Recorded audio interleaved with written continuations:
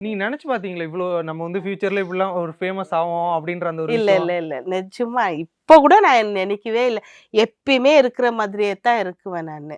வீட்டுக்கிட்ட கூட அவ்வளோதான். எப்பயுமே எப்படி இருக்கணுமா, இவருனா நல்லா ஸ்டைலா ரெடி ஆவாங்க. இவங்கலாம் ரொம்ப 2 பேர் இருக்கிறாங்க பாரு, ரொம்ப ஸ்டைலா ரெடி ஆவாங்க. நாங்கலாம் அப்படி இல்ல. வீட்டுக்கிட்ட எப்படி இருக்கிறோமோ, அதே மாரி தான் ஒரு கொண்டைய வாரி போட்டுக்கின்னு. வெளிய வந்தா ஸ்டைலா இருக்குவோம். அவ்வளோதான். இதுக்கெல்லாம் காரணம் எங்க சின்ன பையன் தான். இவ்வளோ தூரத்துக்கு வந்து எங்கள வந்து நாங்க இங்க உங்களுக்கு உக்காந்து தெரிய வச்சது அவர்தான். எனக்கு நிஜமா எனக்கு வெளி உலகம் என்னன்னு தெரியாது. எல்லாமே எங்க பசங்க தான்.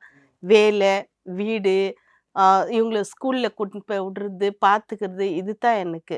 இப்போ கூட இவங்கலாம் பிக்சருக்கு கூடுவாங்க. 3 ஹவர் அங்க யார் போய் உக்காந்து இருக்கிறது?